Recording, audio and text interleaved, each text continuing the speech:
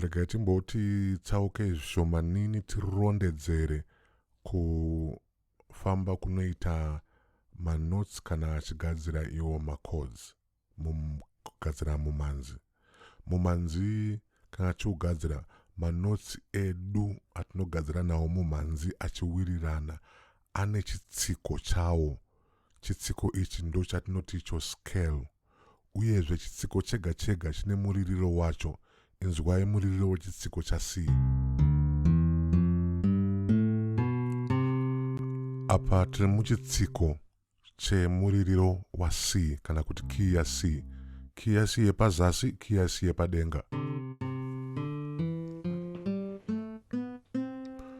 Manotsi manomwe iwayaya angava ari manotsi ari kutangira mukurira kwa kuchema kwa C.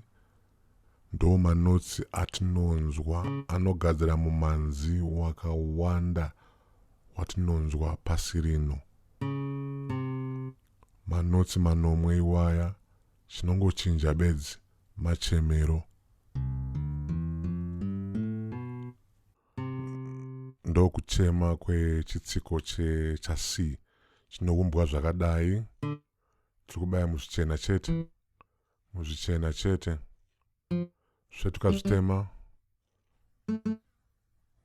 kusvika zvinomwe tabva kuna C tikaenda kuna C pamusoro. Regai ndibvise C unoyu, ndoda kuzvipatyisa nekubata alt kuti ndiwedzere kumusoro.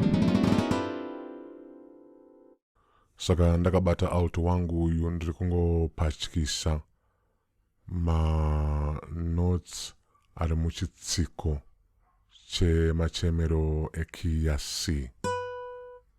Handiti obata regai ndisarudzezve zvese kuti ndizvipatyise ndiwedzere kuti munyatsoona. Ndopatyisa ndoisa kumusoro.